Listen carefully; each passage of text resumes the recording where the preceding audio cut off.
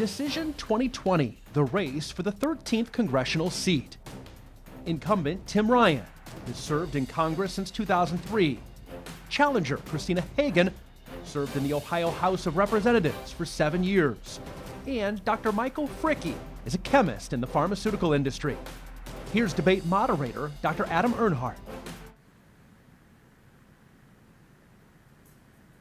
Good evening and welcome to the Ohio 13th Congressional District candidate debate hosted by the Youngstown Press Club.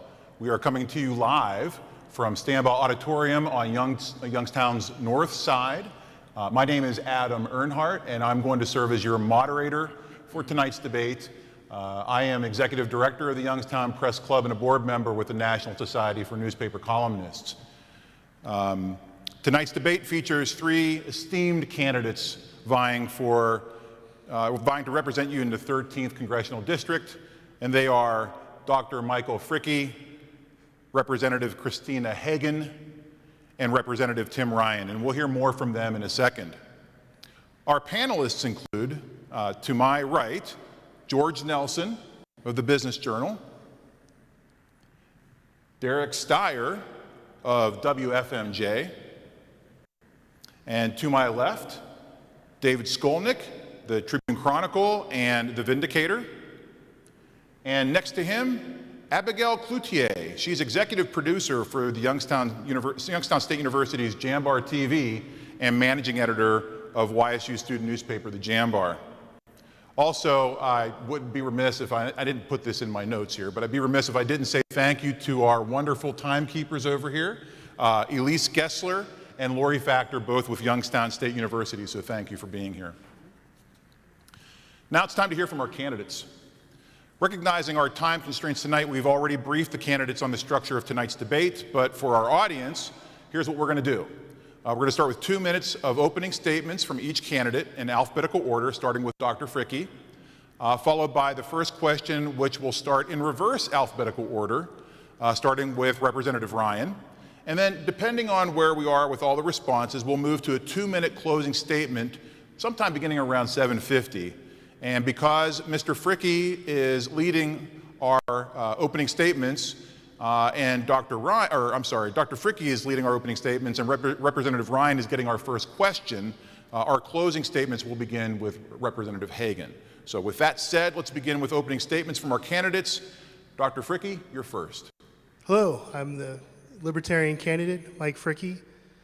The question has to be asked, why is there a Libertarian on the stage tonight? Well, we've worked very hard as a party to get ballot access back in Ohio, but that doesn't mean we guaranteed a spot on the debate stage. Our presidential candidate didn't get on the stage. We have 4 other congressional candidates that didn't get on the stage. So why am I here? It's definitely not because of the money I raised. I've raised hundreds compared to their hundreds of thousands. Think about which one you'd rather have in Washington spending your money. The difference between me and these two, they're both career politicians. I've had a job since I was 12 years old, umpiring T-ball for $10 a game. Between the two, they don't have any job history. I went to school, I got a PhD in chemistry. I've been working in drug development and drug discovery for 20 years. Currently, we have a COVID drug that could really give Cleveland the win, and I expect it may be approved by the end of the year.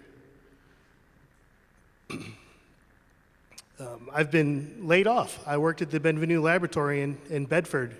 The site closed down. 1,300 people lost their job. I've had to worry about where am I going to, find the money to buy food. I've had to leave the state for a job.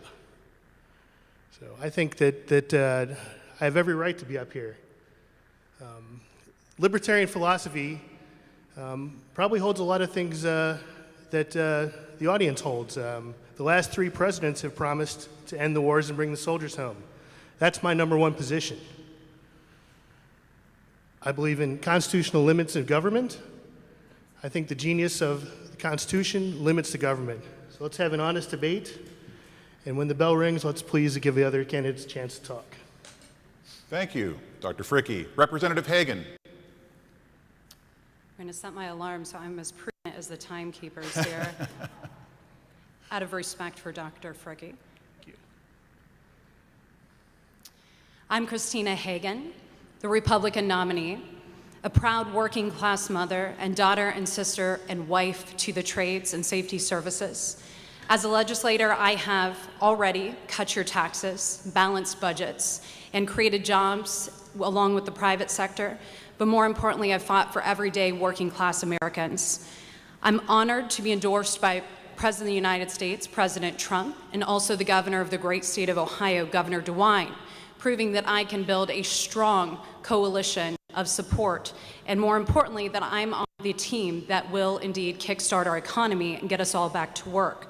But even more importantly than the legislative and executive endorsements that I have achieved are the 10,000 yard signs that have been placed in the yards of hard-working Ohioans in this district.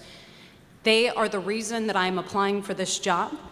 And even more importantly, it's because they feel that they have been failed and left behind. Unfortunately, our opponent, Congressman Tim Ryan, has flipped on nearly every position he has ever held in the history of representing this district. And he even flipped on the fact that he was willing to debate tonight. But here we are. And because of failed policies like TPP and NAFTA, we've watched job loss at stunningly inappropriate levels in Ohio 13. And watch the average American be left behind. I proudly championed bills while I was in the legislature to promote the trades, to assist our police. I fought for our nurses to provide a safe working environment for them, their personal health, and even more importantly, I fought for firefighters who were fighting cancer. I defended our economy, and I also fought for the most vulnerable.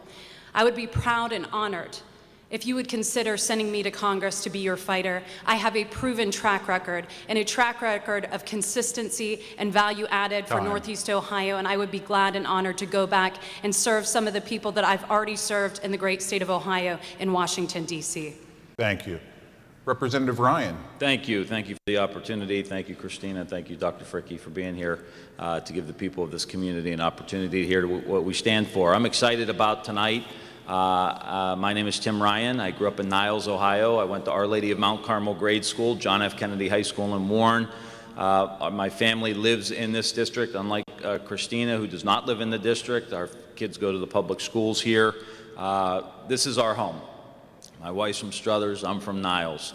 My opponent is going to try over the course of this debate, I'm assuming, because all her dark money that they're spending to try to slander me, is talking about how I am of the extreme of the political spectrum. And the reality of it is, Georgetown University, the analysis a few months back, I am in the top 5% of the most bipartisan people in the entire United States Congress of 435, number 2 in the state of Ohio. I work with Republican Congressman David Joyce on the Great Lakes issues. I work with Republican Congressman Bill Johnson on how we can increase our exports of liquid natural gas. I've worked with Mike DeWine and John Husted throughout the COVID crisis to try to secure funding for our communities. That's how you get things done. Christina's opponent in the primary, Lou Liris, came in second, and every county endorsed me. I think that just shows you how extreme some of the positions that my opponent is going to take tonight that you'll find out about. But I want to talk about you. We're in a very difficult time with the crisis that we're dealing with. And I also want to talk what we've been planning and doing over the last 18 years. I welcome the conversation about what's happening in this community. I welcome the conversation how I've been able to use my position on the Defense Appropriations Committee to bring back hundreds of millions of dollars, talk about how I've helped fund the police, fund fire, and invest in education. So I very much look forward to this discussion tonight. Thank you. Thank you. All right. I'm already feeling fired up. Thank you. So our first question now is going to go to George Nelson from the Business Journal, and your question is directed to Representative Ryan. Jobs and the economy are always top of mind issues in the Mahoning Valley. What is the best approach for dealing with addressing economic development in this district, and what's the appropriate role for the congressional representative to play in that? You got two roles as a congressional representative. One's in Washington, D.C., and that is fighting the bad trade deals, which I have done consistently throughout my career, was against NAFTA, was against TPP, have fought, supported tariffs on Chinese steel tubing that's been dumped into this community. You have to have that position, I think, on trade and globalization. And we fought, and we got tariffs on Chinese steel tubing, and it helped Wheatland Tube, and it helped the billion-dollar investment that went to Valorec, which we had, you know, I think 1,200 or 1,300 union construction workers out there working in Youngstown and Girard. Also helped Wheatland Tube create more jobs there. So you got to have that position in D.C. But the reality of it is, you got to have somebody in D.C. who holds a position that can bring back money and investments. And 18 years ago when I ran, I said, look, I don't have a magic wand to save everything that I can just wave. It's going to be a lot of hard work, and we built a game plan for how we move forward. And that means we diversify the economy. And now look and see what we've done. All of these investments we made, Lordstown Motors, electric truck, the Endurance going out to Lordstown now. Worked hard to get a program together for a low-interest loan out there. General Motors is doing, LG Chem is doing a battery plant, 1,100 jobs, $2.3 billion of investments. TJX, that deal was dead. And I got involved and worked with Republican Mayor Arno Hill, Sean O'Brien, Senator Sean O'Brien up in Trumbull County. There's now hundreds of construction workers up there, union construction workers, building that facility. It's going to be about 1,100 jobs there as well. We started an energy incubator in Warren when it wasn't very popular. It now has created 500 jobs and raised over $250 million for the company. America Makes, cutting edge in Youngstown around additive manufacturing and 3D printing. All money I brought back. The business incubator in Youngstown was #1 in the world just a couple of years ago. Because of the position that I have in Washington, I've been able to bring back hundreds of millions of dollars, excuse me, and it has led to this blossoming of our economy that we're starting to see right now in our community. Thank you. Representative Hagan, 1 minute, and then Dr. Fricke, 1 minute. Thank you very much. And of course, I expected my opponent to have cutting remarks right out of the gate. But the reality is, in order to support jobs, you have to support businesses. And nearly every policy of the radical extreme left, which my opponent has taken on by supporting and voting alongside Nancy Pelosi 100% of the time, this assembly, and last assembly 95% of the time. I don't know what study he's referring to, but the reality is jobs have been lost in this district.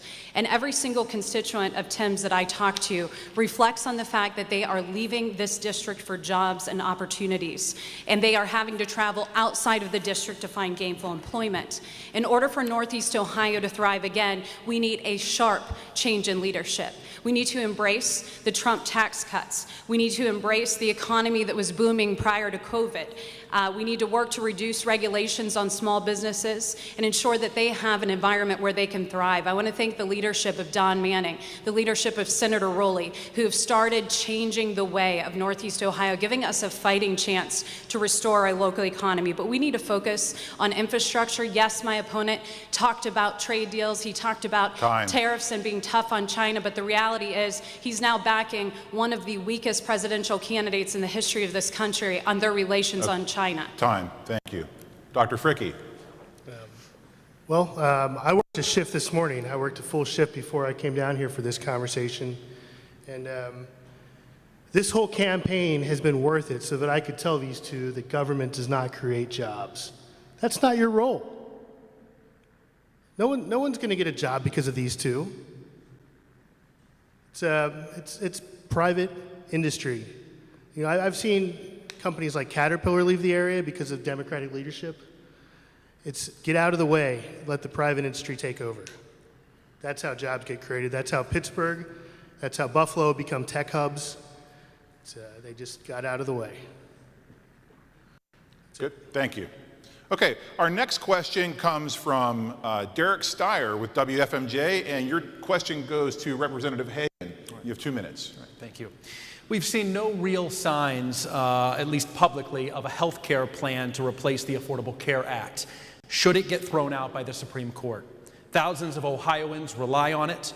What is the future of Obamacare, and what solutions do you offer to make health care more affordable and accessible? Absolutely. So the president has already led the way on removing the individual mandate, which burdened so many Ohioans and so many Americans and taxed hardworking Americans, forcing them into submission of the federal government. So the most important thing we can do is continue to restore free market principles in our healthcare system. As I've witnessed talking to leaders all across the medical field in this district, Dr. Nafaa, for example, his private practice is being decimated and driven out of business because of the principles of Obamacare that have decimated and destroyed quality care in this country. It's important that we understand the impact of the policies of the left and what they've done to the privatization of our healthcare and our services. We need to work hard to reduce burdens that have been placed on Ohioans, Americans, on the way that we purchase, the way that we pay for our health care. We need to make sure that Americans have access to quality health care.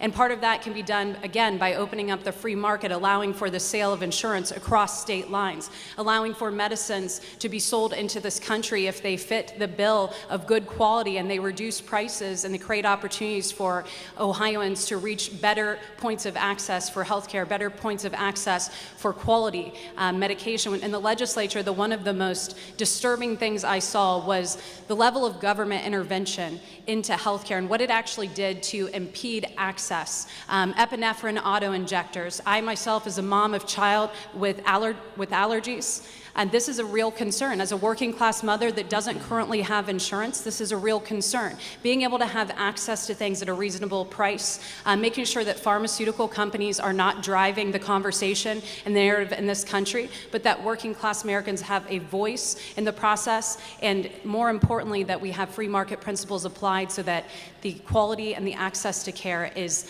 top priority, and that our medical professionals aren't spending all of their time like my brother as a firefighter and a paramedic and his wife as a physical therapist do in paperwork and not quality time with their patients. The government needs to get out of the way and allow for our free market system to prosper once more and provide the best quality health care in the entire world. Time. Thank you. Okay, so Dr. Fricke, 1 minute response, and then Representative Ryan.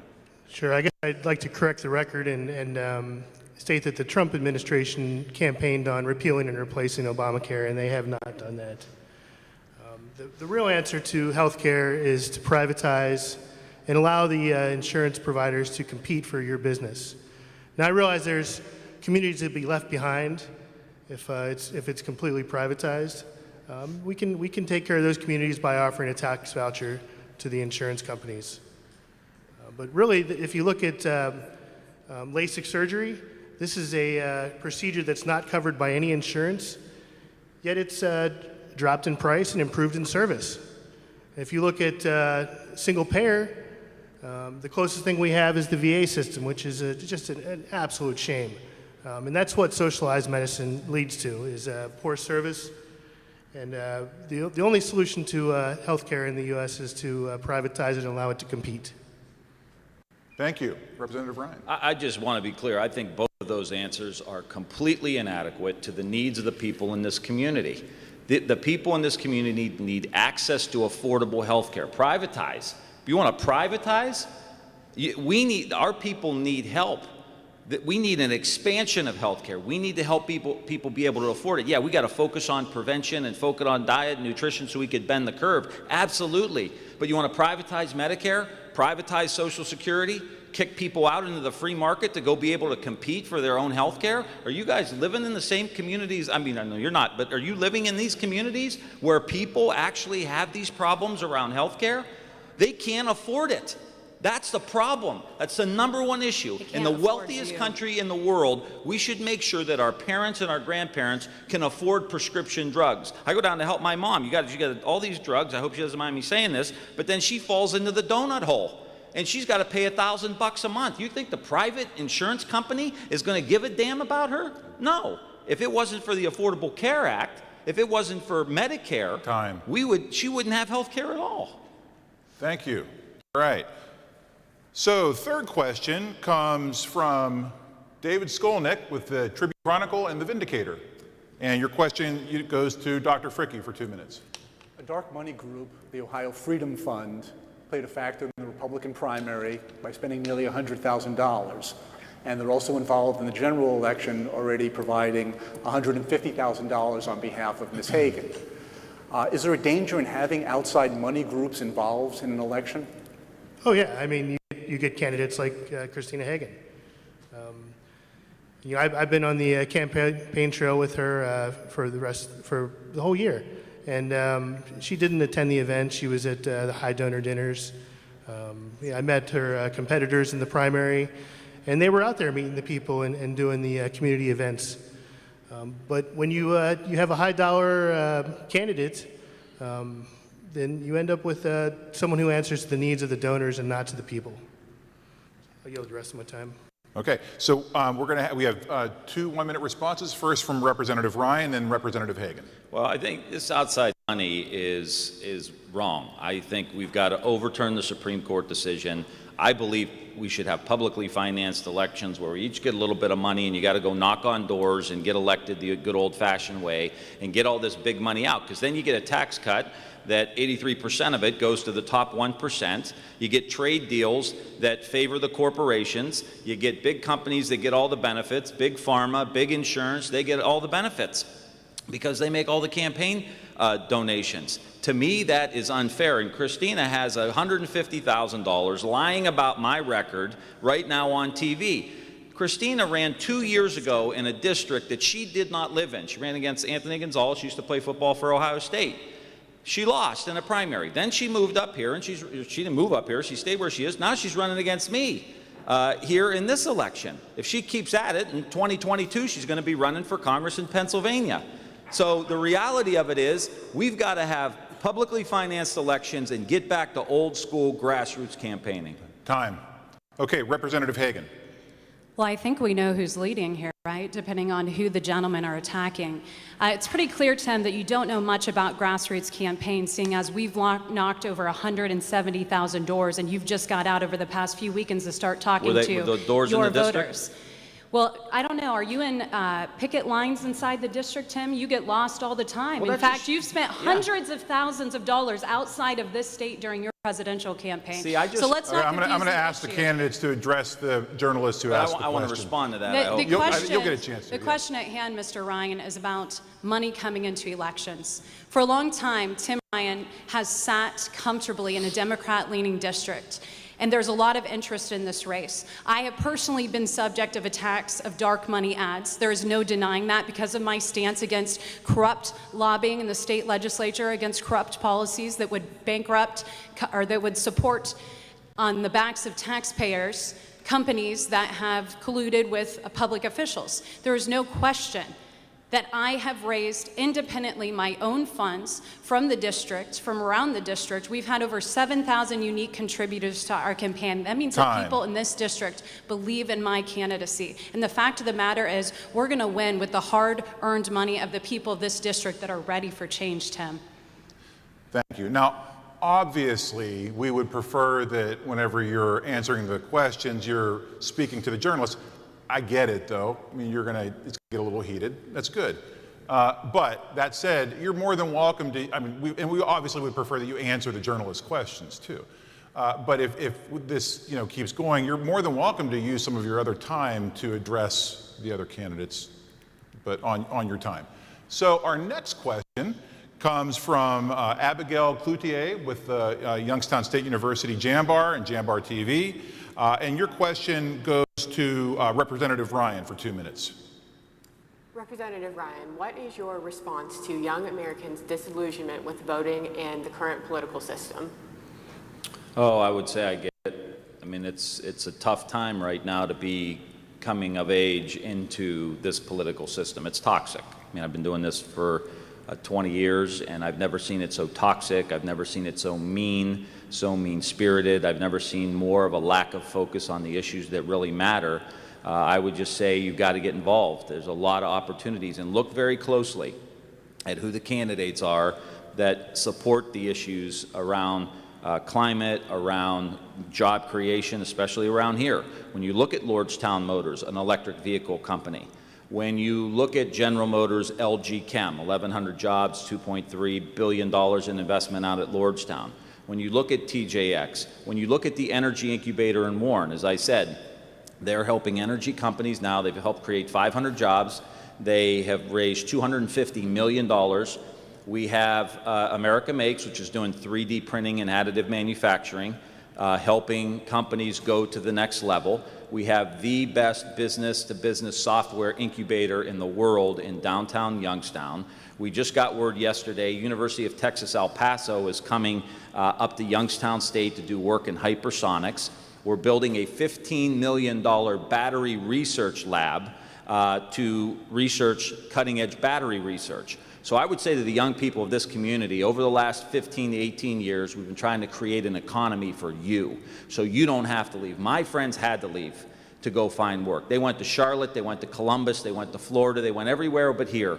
And my pledge when I started this is I want to make sure that my friends have an opportunity to come back, and people like you, Abigail, don't leave, because we need your talent here. And I will just say to Dr. Fricke, who mentioned Pittsburgh did it on their own. Pittsburgh did it because they had a congressman named Jack Murtha who pumped hundreds of millions of dollars into Carnegie Mellon University that put them on the cutting edge of research and development in a variety of different industries that led to Google and Uber and all of these other companies that located in Pittsburgh. We're going to do that right here in Northeast Ohio, and we are doing that in Northeast Ohio. Thank you. All right, Representative Hagan, 1 minute, and then Dr. Fricke, 1 minute. I believe that the question was about how we get young people involved, how we ensure that they're enthused. First thing that we can do is send young leaders to Washington, D.C. I am the youngest person standing on this stage. If serving in Washington, D.C., I would be the youngest woman elected in the Republican caucus, be one of maybe 14 or 15 Republican women serving our country. Obviously, this is a voice that needs to be heard and is underserved currently in the halls of Congress in Washington, D.C. I've worked very hard to ensure that young people know that the government is theirs. In fact, my campaign manager was once a student at my alma mater, which Tim happens to represent portions of, even though he acts like we're foreigners.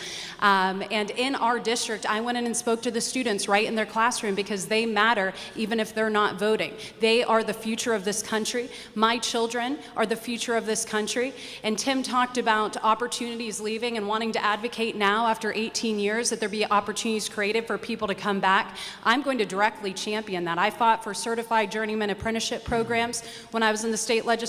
I fought for financial literacy for students while I was in the state legislature, and I'm going to continue to champion what sets a strong financial future for this state. Thank you. Dr. Fricke. Thank you. So I understand the frustrations of the youth voters who choose to not participate. I'm on this stage right now because I wasn't happy with the choices I've been presented to lead this country. And one thing I got to comment on is Tim Ryan throws around $100 million here, $100 million here. I think he said $100 million 6 or 7 times already. Really, the only ratio that matters is the services received by Ohio compared to the money spent on taxes. And Ohio has been consistently in the bottom 5. You know, we can throw around numbers like a $500 million to an additive factory, but really the question is are we getting our fair shake from the federal government? And the answer is no. Thank you. All right.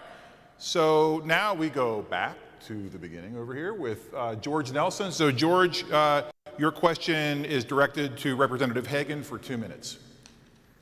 Representative Hagan, the coronavirus pandemic has served to highlight several fault lines in our society. Based on the experience of the pandemic, what legislation would you propose to address one of the problems that's arisen or was exposed during this time? Absolutely, I appreciate the question. And first I want to say to Ohioans who have lost a family member, to Americans who have lost a family member, we're praying for you, we're with you. And although this time is extremely tragic and we're facing a pandemic of global proportions, we're fortunate that the experts were wrong. They projected 2 million lives would be lost, and we're closer to 200,000. I just thank God every day that it isn't worse, and it could have been worse. When I think about what needs to be done policy-wise, I think about public and private partnerships. As we're in the midst of developing pharmaceuticals, the vaccine needs to be brought to speed, brought to market as soon as possible for those who wish to receive it. And we can do a lot to support that through Congress, but also we need to make sure that we're getting out of the way so that they can get the job done if they don't want us in that equation. We also need to work hard to punish the perpetrator. China needs to be held accountable for their actions. We need to bring our supply chains home and be tough on China respectively. I think it's also also important to recognize that there have been stipends that the president has advocated for as of late. He'd like to see $1,200 direct payments allocated for Ohioans, for essential workers, for those who have been directly impacted and are in a time of need. Yet the Democrats continue to play politics and pass a proposal that is stuffed with pork that looks more like the Green New Deal, and are evading getting those finances to Ohioans that are hard up. So I want to make sure that we cut through the crap in Washington, D.C., and we get finances to those who need them most. I want to make sure that our medical supply chains are brought home. This has pointed out to all of us in the midst of our vulnerability the reality that we need to be prepared and proactive for the next instance of something like this occurring. We need to make sure that we have PPE for our firefighters like my brother, our volunteer firefighters like my husband and my other brothers that are sitting at the table here. We need to make sure that we have a rainy day fund should this ever exist again, so that we can be supportive of state governments and allow them to operate in all of their sovereignty. Thank you. All right, Dr. Fricke, 1 minute response, and then Representative Ryan. Sure.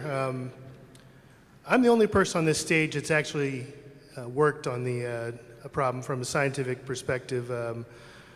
At my company, we're a contract lab. We have a couple different COVID molecules. One is well advanced and could be on the market by the end of this year. And I think this is the type of response from private industry that is really going to just showcase the hardworking and know how to do it that we have here in America. You know, it's sad watching these two fight over something as tragic as coronavirus and politicize it. It just disgusts me. Thank you. Representative Ryan. I don't think we're fighting. We're having a discussion. So it's a forum, a debate. Yeah, I mean, don't be so sensitive, Dr. Fricke. Fair enough. My friend Christina here, it was only a matter of time she got her talking point on the Green New Deal, and I just didn't think it was going to be on the question about COVID. You know, one of the things that we've got to make sure we do is we've got to make sure everybody has access to health care. Christina Hagan, when she was in the legislature, and very vocally was against the Medicaid expansion in Ohio, which covered for able-bodied adults. 250,000 people are covered under the Medicaid expansion, and we had 350,000 people that had to access this during the COVID crisis. Do you want somebody who goes to Washington, D.C. and is trying to expand health care, or do you want someone who's going to go try to restrict the health care and support a Supreme Court decision now in which they're throwing 20 million people off of health care and getting rid of pre-existing conditions? And I also find it interesting that in your question about prescription drugs, you were saying we need to bring all these drugs in from other countries to bring the cost down, but then we're talking about COVID. You're saying we need to reshore things here in the United States. There's no consistent philosophy that you have, Christina. Consistency, Tim? Yeah. Really? Consistency? Yeah, thank you. That's what I said. So I want to thank you all for being so respectful to each other so far. This has been really good. It could have gone badly, so far this is great. But we do have a couple more questions to get to, and our next question comes from Derek Sire. All right, thank you, Adam. Residency has come up during this race and even tonight in the debate. Why or why not do you feel that residency within the district you are seeking to represent in Congress is an issue? Dr. Fricke. And yeah, apologies. Dr. Fricke, this is your question. Oh, sure. So Tim Ryan said he wasn't going to debate Christina Hagan until she moved into the district. Of course, he broke his promise again. Consistency. I immediately issued a press release. It didn't get picked up, where I said that I would refuse to debate Christina Hagan unless she promises not to move into the district. Now, the truth is, the Republicans control the districting. She doesn't have to move. The Republicans in Columbus are just going to gerrymander her into the district, win or lose, which I think is just an abuse of power. And it really goes to show you that there's a ruling class, and then there's constituents in this district. Thank you. Okay, so we have 1 minute responses from Representative Ryan and then Representative Hagan. I don't even know how you're allowed to run in a district you don't live in. You've got to be in the district to completely, try not to interrupt me, thank you. You've got to be in the district to understand what's happening. This community here in Northeast Ohio, we've been through a lot. And to have someone who ran in one district 2 years ago and lost, and then runs in another district when she doesn't even live in either of those districts, just doesn't make any sense. You know, I have disagreements with people, but, you know, we're a community here. We're a family in this community, and we come together. And I think it's important, as I said from the very, very beginning, I'm not going to take the extreme positions. I don't take the extreme partisan positions, Nancy Pelosi and all of this. I ran against Nancy Pelosi for leader. And in this toxic political environment, literally have someone accuse me from being with Nancy Pelosi 100%. I ran against her. So I criticize Democrats, I criticize Republicans, which is why I'm in the top 5% of the most bipartisan people, which is why we get things done around here. Because we don't sit at a table and ask, what's your political party? Where do you stand on this? You just get the job done, and that's what we're doing. Thank you. Representative Hagan. The fact of the matter is these gentlemen want me to apologize for applying for a job that I have met every constitutional requirement to apply for. I live 6/10 of a mile from the district line. I'm neighbors with the same people that are in this district that I have already represented in the state legislature. They sent me back time and time again with excessive margins of support from Democrats, Independents, and Republicans. I won my last election by 47 points. Congressman Tim Ryan has lost points every single cycle for the last 3 cycles because he has become a radical partisan member of Congress. He wants to point to some obscure study that pulls random statistics on his voting record. But the reality is Tim was once pro-gun, Tim was once pro-life. He once cared about the things that we cared about. He once cared about debt.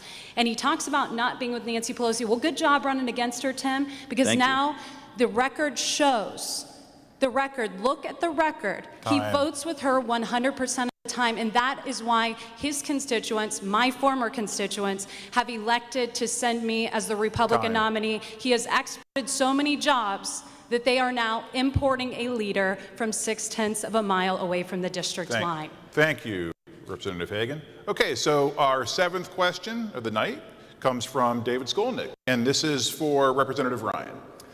Congressman Ryan and Ms. Hagan have both expressed support for an infrastructure bill. The President said he would have one introduced nearly 4 years ago. House Democrats, too, have supported such a bill, but nothing has happened. So how do you convince those in Congress and in the White House to move ahead with this when there's been a stalemate for years? Well, we're going to have to wait to see till after the election. I was surprised. I thought the President campaigned on building things. I thought he was going to come right out of the chute with an infrastructure bill, of which I would support. In fact, the day of the inauguration, I saw Steve Bannon and Kellyanne Conway on the dais, and they said, Ryan, we want you for an infrastructure bill. I said, you take care of my guys, meaning the building and construction trade union members. I will be there to support this. And they never came up with one. And we need it now more than ever. And so I believe that in the next Congress, we're going to be able to get this thing done. We passed it out of the House. And I think as we get through COVID, we're going to need a huge infrastructure bill. We're going to need to rebuild the country. And that's what Vice President Biden has said. I agree. I know we'll pass it out of the House. I think it'll determine about what the Senate looks like if Biden gets in. But it could be a huge investment. And what it can do for us is create jobs here in our community. It can help us extend broadband. It can put all our folks to work, especially in the building and construction trades. My opponent, again, is for right to work, against project labor agreements, against Davis-Bacon, against all the provisions that would make sure. It will also help us do what I'm trying to do with Bill Johnson, Republican congressman in the South, working on exporting liquid natural gas. Huge opportunity for us. For every $1 billion we export in liquid natural gas, we create 5,000 jobs. And there's a huge market for us over in Europe that are hooked on Vladimir Putin's natural gas. We want them to get the natural gas from eastern Ohio and western Pennsylvania. There's a huge cracker plant up there. We're going to need to do investments there. We've got thousands of people working up there. We've got another $10 billion natural gas plant going in Belmont County. We're going to need infrastructure projects there to get things in and out. So this infrastructure bill is essential for us to connect people through broadband, all of the digital divide issues we're looking at now with COVID. But also, how do we rebuild manufacturing and send these trucks everywhere, export them? We're going to need new roads, new bridges, a new electric grid to be able to make that happen. Thank you. Representative Hagan and then Dr. Fricke, 1 minute each. Absolutely. So I haven't been shy talking about the need for infrastructure in this district. Quite frankly, there's a reason that Northeast Ohio continues to lag behind. It's the failed policies of Congressman Tim Ryan and his inability to deliver over 18 years. He may have talked about infrastructure, but he's done nothing to improve our crumbling roads. And the reality is he did support a $1.5 trillion bill, but the problem was that bill was laced more with the opportunity for climate change than it was for working class Americans, for jobs to be created right here in Northeast Ohio. Duke University did a study on this very matter, and 25,000 construction jobs can be created if we're serious about championing legislation that is focused specifically on infrastructure.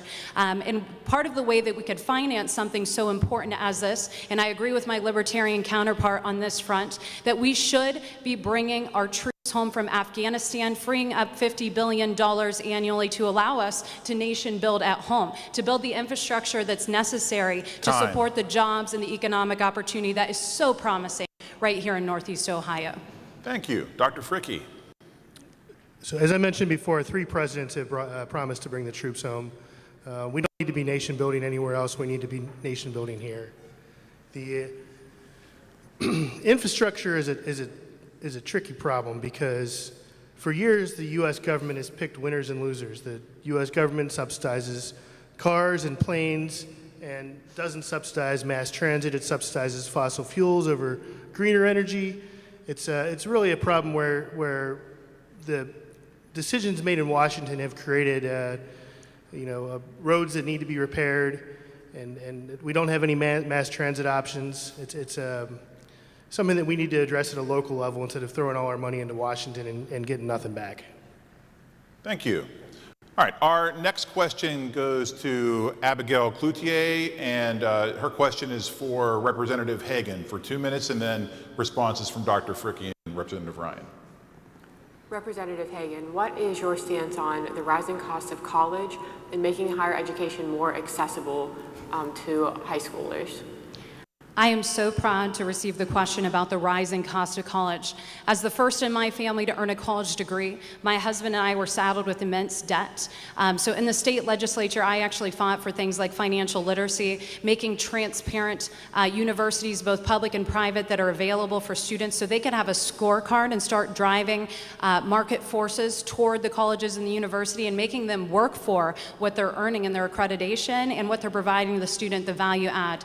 I would like to see a dual track for students that they could either choose a certified journeyman apprenticeship program and go directly into the skilled trades, or they could go directly into a higher education institution of their choice if that's what they choose. But we need to talk about the fact that a very real debt has been lodged on our generation, and it's because the federal government has not held institutions of higher education responsible. There has been a high level of subsidization from the federal government, creating an unparalleled level of bloating and unchecked cost of higher education. It's like no other service that is provided to Americans. It's like no other good that is purchased. There are no market forces driving the cost of higher education. It has to do with the fact that the federal government, that the state government are heavily involved in subsidizing education. So I think the more that we do to create price transparency, to create value add transparency, and the more we do to educate students about options, the more universities will have to operate in a market-based reality and therefore drive down the costs and drive up the outcome and the value added for students. I will always fight for all walks of life, for all opportunities, whether that's higher education in the bricks and mortar in the classroom, or whether that's the skilled trades, because I am proud. I am proud to come from the skilled trades, and again, I can tell you, my husband and I both have college degrees. We both had an excessive amount of debt. Doesn't make me smarter than any of my 3 brothers that are sitting back there at the table, but it does make me college educated. I want to fight to ensure that every student has the right fit opportunity post-high school in this country and in this state. Thank you. All right. So we'll go to Dr. Fricke for 1 minute, and then Representative Ryan for 1 minute. Sure, I loved college. I enjoyed it so much I went back for grad school. The difference is in grad school they pay you to teach. And afterwards I was an Oak Ridge postdoctoral fellow for a number of years. And I think college should be accessible to those who want to go. But really the problem is that we've lied to these kids and tell them that they have to go. We've offered easy loans and easy money. And then we made rules such as if you go bankrupt, you can't shed your college loan debts. And people, get out and they can't find the jobs to be able to pay for their college debts. My wife had college debts, and it was a big pain to pay that every month. And I think the answer is promote other careers that don't necessarily need college. And if you want to go to college, then you really need to assess if you're going to be able to pay for it. Great. Representative Ryan. Yep. Let me just say I agree with Dr. Fricke. I think it has been one of the great lies perpetuated upon the American people that you have to go to college to be successful. And I agree with Christina when she says that you have to make sure that if we do make investments in the colleges and universities, you have to make sure that there's discipline in how that money is being spent, because you increase the Pell Grants and it just increases the cost of college education. I think that's really important. I support a bill that allows, because my wife, who's a first grade school teacher, got her master's degree. We still pay that bill every month.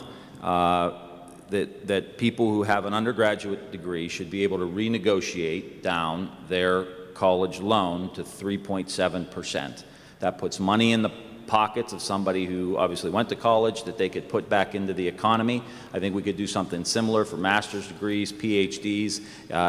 It's a way to try to reduce some of that burden, but also try to reduce the burden for you as well. And that may take some investment from the public side, but it also needs to come with a level of discipline. And I also think we've got to expand shop class. I have a bill that's called Shop Class 2.0, so that we can get kids on a track to go into the building and construction trades, Lordstown Motors, natural gas, all of these things we have going on. We want to make sure we get people on a track and focus in some of our communities of color so that they have a pathway into the building trades as well. Okay, thank you, Representative. We want to try to get one more question in, so please help us out here, because before we go into closing statements. So George Nelson, we direct your question to Dr. Fricke, please. The past several months have also brought to the forefront the issue of racial injustice, particularly with regard to law enforcement. Is systemic racism in law enforcement a problem? And if so, how should it be addressed? And if it's okay, I'm going to ask you to hold your responses to 1 minute each, okay? 1 minute? Is that okay? Sure. Thank you. The problem we have is we ask too much from our police. Police should not be enforcing victimless crimes like using cannabis. Cannabis is medicine. Drug addiction should not be treated as a legal issue. It should be treated as a medical issue. They've had great success with that approach in Portugal. And finally, I don't believe that police officers should be tasked with generating revenue. I think this creates a lot of problems with the community they serve. And I think if you take away those two elements of policing, enforcing victimless crimes and revenue generation, then immediately community relations with the police and their citizens will improve. Thank you. So Representative Ryan and then Representative Hagan, 1 minute each. Well, let me say I agree with Dr. Fricke. I think we have an obligation to support and honor and respect what our law enforcement does. And we want to make sure that in every scenario where there's conflict between a police officer and someone of color, that everyone goes home safely, and that starts with us taking the temperature down. I've been accused of defunding the police. I want to be very, very clear. I have brought back tens of millions of dollars to fund the police. Body cameras, staffing, almost 100 police officers in our community over the course of my career have gotten paid. I support the police's collective bargaining rights. My opponent, as she knows, led the fight of Senate Bill 5 to get rid of collective bargaining rights for police, fire, teachers, and nurses. That is fact. And you can't back the blue without backing their ability to collectively bargain. I have funded the police. It's about making sure that when the police say something, there's compliance. And if police do something wrong, there's accountability. And that's what the vast majority of Americans want. Thank you. Representative Hagan. I've got 1 minute, so I'm going to move quick. Yale University did a study that found that there's no racial bias in police shootings, none found between raw data and when accounting for controls. Having said that, my opponent has egregiously attacked the brave men and women in blue while there are no race riots in our community. And so I look at the fact that we're in a global pandemic, we're in these massive political divides, and he chose to create racial division where it doesn't exist in our community. Ryan chose the national narrative once again instead of with his local law enforcement. There's a reason that I am backed by the International Union of Police Associations. There's a reason why I am garnering the backing of law enforcement here in this district. More than 3 FOPs are coming out behind me. And it's because that Tim Ryan has exposed his true colors on these issues, that he's willing to not operate in data, that he's willing to not operate in the fact that Black Americans have thrived and succeeded over the last 20 years. Black Americans, actually Black female Americans, are better employed than white female Americans of same socioeconomic standards. We should be talking about and celebrating the advances of our brothers and sisters in the Black American community instead of creating division that doesn't exist, instead of putting the target on the backs of brave men and women in law enforcement because of this disparaging of law enforcement, because of labeling them as racist systematically and voting to strip their civil immunity. That's why we are where we are today, Tim. Thank you, Representative Hagan. Just because of time, we just want to make sure we're going to get, because you can keep go to you first for closing statements. But before we do that, I want to mention real quickly, 2 minutes for closing statements. And yes, we are going to start with Representative Hagan. First, I want to say that I just appreciate the opportunity to be a working class American that's on this stage. It's a great honor, again, as the first in my family to graduate with a college degree, as somebody who worked and waited tables for over 15 years and kept that job and kept working to pay down my tuition debt, as we discussed, is a very real issue in this country. While I was serving in the state legislature, I never severed my roots from the community. Congressman Tim Ryan forgot us a long time ago. In fact, I watched the documentary about you, Tim, and it was a little heartbreaking because the same excitement that we saw for you, we are now feeling in a very palatable way on the ground. The excitement for change, the excitement for opportunity, and the excitement for Northeast Ohio to start winning again. I'd be remiss if I didn't talk about all of those who have been waiting on you to perform your job. Delphi retirees have been waiting for 11 years for Congressman Tim Ryan to right the wrong of their lost salaries, of the Democrat leadership of President Obama picking winners and losers. It's time that we had a working class champion who went and fought for every single American. And so Tim didn't get that done in 11 years. I'm going to ask you for 11 months. Send me just one time. Send me one time, and Delphi retirees will get their pension restored if you send me to work alongside President Trump. Again, our Air Reserve base in this district has been decimated since he took office. We've lost over half of the economic activity and output of our aircraft on base. Tim Ryan claims to be on powerful committees where he can do good things for us, but everybody has felt the weight of the economic loss in our district. And as a working class mother of 3, we cannot afford one more term of Tim Ryan. Northeast Ohio was once the mitochondria and the powerhouse of this state. We deserve to start winning again. And from your constituent, Tim, they just want to know, how can you ask for another term when we look at the failure of GM Lordstown, Delphi Packard Electric, WCI, GE, Ball Container, RMI, Alcan Novelli, and so many more who have closed their doors under your term in Congress? I'm just asking you to give me one chance while he's had 9 to go fight for you in Congress. Thank you. Dr. Fricke, 2 minutes. Sure. Well, that really took me by surprise there. You said you were serving tables while you were elected to represent the Alliance in State House. Must have been convenient for the lobbyists. They didn't have to make an appointment with Christina. They could have just asked for a table with an envelope. Yeah, all those lobbyists wearing work boots. Excuse me, you had your chance. Both of these two are going to talk about the working class. I'm the working class. Like I said, I've had a job since I was 12 years old.